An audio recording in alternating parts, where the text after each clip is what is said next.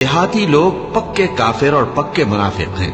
اور ایسے ہیں کہ جو احکام شریعت اللہ نے اپنے رسول پر نازل فرمائے ہیں ان سے واقف ہی نہ ہو پائے،